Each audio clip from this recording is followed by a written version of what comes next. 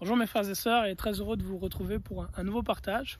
Aujourd'hui, je souhaite parler de la vie de prière de notre Seigneur Jésus-Christ. Et avant d'en parler, on va prier. Père, merci pour ta bonté, ta fidélité et ta bienveillance. Alors que nous sommes réunis en ce moment, je te demande dans ta bonté et ton amour éternel, mon Dieu, mon roi, de permettre que la vie de prière que ton Fils Jésus-Christ nous a donnée soit glorifiée dans ce partage, afin que nous ayons un modèle à suivre qui nous aide à faire ta volonté. Au nom de ton Fils Jésus. Amen. Alors je vais parler donc de la vie de prière de notre Seigneur Jésus-Christ. Je vois que le soleil est derrière moi, j'espère que ça n'embête pas trop au niveau de l'image. Alors pourquoi est-ce que je souhaite en parler? Parce qu'évidemment, sa vie de prière, c'est le plus bel exemple qu'on puisse avoir d'une vie de prière. Mais au-delà de ça, c'est parce que la prière est capitale pour notre marche avec le Seigneur. Récemment, je parlais des critères du jugement dans un partage, et donc des fruits que nous devons produire. Et ce dont on doit être conscient, c'est que la connaissance de la parole de Dieu nous donne la direction à suivre dans notre vie. Donc si je connais les Écritures, que je les lis, je vais savoir quelle est la volonté de Dieu et ce que je dois faire. Ceci étant dit, d'où me vient la force de faire la volonté de Dieu? C'est dans la prière. C'est dans la prière que je vais trouver la force pour faire ce qui est bon et agréable à Dieu. Et c'est ce que nous dit le Seigneur Jésus-Christ dans la parole. Il dit « Veillez et priez, afin que vous ayez la force d'échapper à toutes ces choses qui doivent arriver et de paraître debout devant le Fils de l'homme. » Donc, d'où nous vient la force? Dans la prière. Il dit « Veillez et priez ». Dans un autre passage encore, à Gethsémani, la veille de sa crucifixion, il dit aux disciples « Veillez et priez ». Car l'esprit est bien disposé, mais la chair est faible. Autrement dit, dans la version française au courant, « Veillez et priez, car vous avez la volonté de faire le bien, mais vous n'en avez pas la force. » Donc la connaissance de la volonté de Dieu, de la parole de Dieu, nous permet d'avoir une volonté, celle de faire le bien, la volonté de faire le bien. Mais la force d'accomplir cette volonté nous vient de la prière. C'est en passant du temps dans la prière qu'on s'affranchit des chaînes du péché, de l'iniquité et de toute forme d'addiction. Et il est donc important de considérer quelle était la vie de prière de notre Seigneur Jésus-Christ. J'ai pris soin de passer au travers des Écritures pour faire un recueil des différents passages qui parlent de comment notre Seigneur Jésus-Christ priait. Et je veux prendre le temps de les lire avec vous. Dans Matthieu 14, 23, il est dit, à propos de notre Seigneur Jésus-Christ, « Il monta sur la montagne pour prier à l'écart. Le soir venu, il était encore là, seul. À la 4e veille de la nuit, il vint vers eux. » Donc Matthieu 14, 23, Jésus-Christ monta sur la montagne pour prier à l'écart. Le soir venu, il était encore là, seul. Et un peu plus loin, il est dit, à la 4e de la nuit, il vint vers eux, vers les disciples. Donc dans ce passage-là, qu'est-ce qu'on voit? Le Seigneur allait à l'écart pour prier. Son lieu de prédilection, ses lieux de prédilection pour prier, c'était tout d'abord la montagne et ensuite les déserts. C'est les deux endroits où il aimait aller. Il aimait aller prier à la montagne ou au désert. Pourquoi? Parce que c'était à l'écart. Un autre point au niveau du temps, du moment où il aimait beaucoup prier, on le voit dans la parole, c'est le soir. Il est dit, le soir étant venu, il était encore là seul. Et c'est simplement à la 4e veille de la nuit qu'il est allé rejoindre les disciples. La 4e veille de la nuit, c'est 3h à 6h du matin. Donc de peut-être 18h jusqu'à 3h du matin, notre Seigneur était en prière, seul, sur la montagne. Fait que ce qu'on voit là, déjà, premièrement, et c'est le pattern qu'on va retrouver après, c'est Christ, il aimait veiller. Notre Seigneur Jésus-Christ, il aimait veiller, s'abstenir de dormir pour prier. Il aimait être dans les déserts ou les montagnes, un peu comme ici, un lieu désertique où il n'y a personne, pour prier. C'est un endroit où j'aime venir prier ici. Son lieu préféré, lui, c'était la montagne. Et je crois qu'il y a un élément important par rapport à ça aussi, si on a l'opportunité de pouvoir le suivre, d'avoir une montagne à côté de chez soi. Et enfin, un autre élément, donc j'ai dit seul à l'écart, dans les déserts ou à la montagne et pendant les nuits. Un autre point, c'est qu'il priait longtemps. En anglais, on dit more prayer, more power. Le plus on passe de temps en prière, et le plus on reçoit du Seigneur de la force, de la puissance et de l'onction. Alors c'est pas le seul élément qui est important. Dans ce partage, je veux parler beaucoup de la forme, mais une chose qu'il ne faut pas oublier, mes frères et sœurs, c'est le fond, à savoir la disposition du cœur. C'est quand on vient en prière devant le Seigneur, évidemment, devant notre Père, c'est d'y aller avec un cœur qui est humble. Le Seigneur Jésus-Christ a donné ce passage dans la parole, celui du publicain et du pharisien. Le pharisien arrive et dit « Oh Seigneur, je te rends grâce que je ne suis pas comme ce publicain, moi je donne la dîme, moi j'obéis à tes commandements, moi je. » Le publicain, il vient devant le Père et il s'afflige, il frappe sa poitrine et dit « Seigneur, sois apaisant envers moi, moi qui suis un pauvre pécheur. » Le Seigneur Jésus-Christ nous dit que le publicain sorti de la justifier, le pharisien non. Donc la disposition de cœur est extrêmement importante. J'aborde principalement la forme aujourd'hui, mais n'oubliez pas mes frères et sœurs la disposition de cœur. Nous devons aller devant Dieu avec un cœur humble. Puis un autre point sur lequel je peux partager, c'est que Christ priait son Père. Et nous aussi, c'est le Père que nous sommes appelés à prier. Nous prions le Père et nous le prions au nom de son Fils, Jésus-Christ. Ce n'est pas que nous n'avons pas le droit de parler à Jésus-Christ, son Fils. Nous parlons au Seigneur Jésus-Christ qui est à la droite du Père.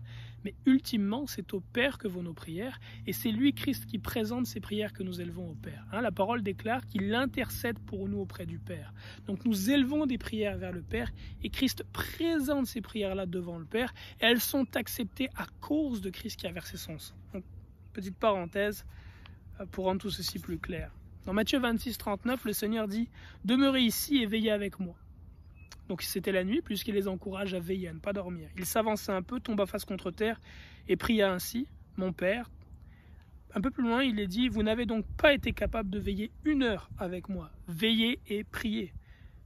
Il les reprend encore un peu plus loin, il leur dit « Vous dormez encore, vous vous reposez, veillez et priez ». Donc tout ceci, dans ce passage qu'on voit, c'est qu'encore une fois, c'est la nuit qu'il est allé prier. Il s'attendait à ce que les disciples soient au moins capables de passer 1 heure en prière. Mon frère, ma sœur, tu dois être au moins capable chaque jour de passer 1 heure en prière. C'est l'attente du Seigneur Jésus-Christ. Ta vie, ta force pour faire la volonté de Dieu, ton onction pour le servir ne sera pas la même si tu pries 5 minutes et si tu pries 1 heure, 2 heures, 3 heures, 4, 5, 6 heures par jour. Ça n'aura rien à voir. Si ta vie de prière consiste simplement en 5 minutes, tu vas être comme ton téléphone portable que tu recharges 5 minutes. Ta force va être rapidement épuisée et très rapidement tu vas tomber dans toute forme de péché et de tentation. Mais si tu passes un temps de qualité en prière avec le Père, comme ton téléphone portable que tu recharges pendant 2 ou 3 heures, tu vas être capable de durer pendant longtemps avec une force pour résister au péché et à l'iniquité. Donc le Seigneur ici les reprend en leur disant « Comment n'avez-vous pas pu prier 1 heure avec moi ?» Et à ses yeux, le fait qu'ils étaient fatigués n'était pas une justification. Si tu es fatigué, lève-toi, sors et marche, et prie en marchant. Matthieu 6, 6, quand tu pries, entre dans la pièce la plus retirée, ferme la porte et prie ton Père qui est dans le secret. Donc on retrouve là 2 éléments que je mentionnais tantôt. Premièrement, d'aller à l'écart. Donc si tu n'as pas le privilège comme moi de vivre à la campagne, chez toi, va dans la pièce la plus retirée, nous dit le Seigneur. Et puis l'autre élément, prie ton Père. Donc le Seigneur Jésus-Christ nous dit à qui s'adresse nos prières. Elle s'adresse à notre Père, à Dieu le Père. Ultimement, c'est à lui que s'adressent nos prières. Matthieu 6, 46, il est dit de Jésus-Christ qu'il prit congé et s'en alla sur la montagne pour prier. Le soir venu, 3 petits points. Donc là encore, Christ est parti où? Sur la montagne, dans un lieu désertique pour prier. Dans Matthieu 13, 33, il dit « Prenez garde, restez éveillés, veillez donc, car vous ne savez quand viendra le maître de la maison. » Donc un encouragement à veiller. La nuit est un moment opportun pour prier. Pourquoi? Je crois qu'il y a plusieurs éléments, mais notamment un. Comme le désert, la nuit c'est un moment dans lequel les hommes sont absents. Les hommes dorment pendant la nuit. Leurs mauvaises paroles, leurs mauvaises pensées ne sont pas là, ils dorment. Et donc c'est un lieu dans le temps qui est désertique, opportun pour rencontrer le Seigneur. Un autre passage, il est dit, Luc 6, 12, en ce jour-là, Jésus s'en alla prier dans la montagne. Il passa toute la nuit à prier Dieu. Quand le jour parut, il appela ses disciples. Encore une fois, il priait dans la montagne, il a prié longtemps, toute la nuit. Luc 9, 28, il monta sur la montagne pour prier. Pierre et ses compagnons étaient accablés de sommeil. Ils sont endormis apparemment. Donc là encore, il est parti sur la montagne pour prier. Luc 21, 36, restez donc éveillés et priez en tout temps, le commandement qu'il a donné. Marc 1, 35, au matin, alors qu'il faisait encore très sombre, il se leva et sortit pour aller dans un lieu désert où il se mit à prier. Luc 5, 15 est vraiment intéressant parce qu'il est dit, on parlait de lui de plus en plus. De grandes foules de gens se rassemblaient pour l'entendre et pour être guéris de leur maladie. Mais lui, il se retirait dans les déserts et priait. On a toutes sortes d'occupations dans notre vie. Moi, par exemple, je suis père de famille, j'ai 5 enfants, une épouse, un travail dans lequel je suis cadre, donc gestionnaire responsable de plusieurs personnes et régions. À côté de ça, il y a le ministère, à côté de ça, j'ai une fermette à m'occuper, donc toutes sortes d'activités qui sont là. Est-ce que je suis plus occupé que Christ l'était? Je ne pense pas. Christ avait bien plus de responsabilités que moi, lui qui est le Fils de Dieu. Mais il trouvait toujours le temps de laisser ses responsabilités d'aller prier. Les gens venaient vers lui, voulaient la guérison, la prière, il allait prier pour eux. Mais quand venait le temps de son Père, il laissait tout le monde en rade, comme on dit en français, et il partait prier. Mon frère, ma sœur, il n'y a rien qui ne peut t'empêcher de trouver le temps pour passer avec le Père. Si Christ était capable d'avoir ce temps-là, toi aussi tu le peux. Moi, personnellement, lorsque vient mon temps, je laisse ma femme, je laisse mes enfants, je laisse toutes mes responsabilités et le travail. Je sors, je viens ici au lac et je prie. Je passe le temps avec mon Père. Parce que si je ne fais pas cette chose, toutes les autres choses vont être vaines. Et tout va être gâté dans le reste de ma vie si je ne fais pas ça. Par contre, si je cherche premièrement le royaume des cieux, notamment par ce temps de prière avec mon Père, et bien dans tous les autres aspects de ma vie, le Seigneur, le Père, va m'aider par Jésus-Christ, son Fils, et par l'Esprit de son Fils Jésus-Christ. Enfin, qu'est-ce que je peux lire encore? Il dit dans Luc 9, 12, un jour il priait à l'écart, encore une fois à l'écart. Et c'est pas mal ça. C'est pas mal ça. Fait que, vraiment mes frères et sœurs, je vous encourage, pour résumer, prier à l'écart, que ce soit dans la maison, mais le mieux, c'est de suivre le modèle de Christ, d'aller dans les déserts. Trouve un parc où il n'y a personne. Trouve une montagne, trouve un lac où il n'y a personne, comme ici, un champ où il n'y a personne. Va prier à l'écart. Sois près de la création de ton Seigneur et loin de l'agitation et des paroles des hommes. Un autre élément, c'est le temps opportun, la nuit. La nuit est un temps extrêmement opportun. Et si tu ne peux pas prier la nuit, prie le jour. Mais la nuit est opportune. Pourquoi? Parce que la nuit, les hommes sont dormants. Et donc, tu as pleinement la possibilité de te concentrer pour entendre la voix de Dieu.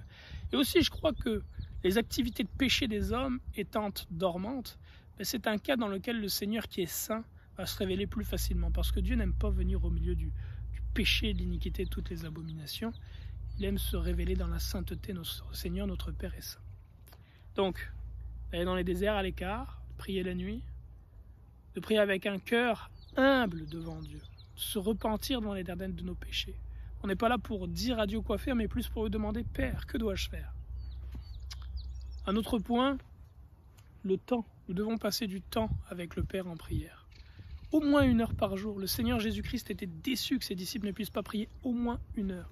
Le plus tu pries, mon frère, ma soeur, et le plus tu auras de puissance pour servir Dieu. Et qu'est-ce que j'ai oublié? Je pense que c'est pas mal les différents aspects. C'est pas mal les différents aspects. Pour résumer, la connaissance de la parole de Dieu nous donne la direction à suivre. Ça nous donne la volonté de faire le bien. La prière nous donne la force de faire le bien. Et dans ce temps de la fin dans lequel nous sommes, mon frère, ma soeur, tu ne pries pas. Tu ne passeras pas au travers des choses qui doivent arriver. Prie. Passe du temps dans la prière avec le Père. Veillez, priez. Car vous avez la volonté de faire le bien, mais vous n'en avez pas la force. Par la prière, donc, vous recevrez la force. Shalom en Yeshua, notre Messie. Bye bye.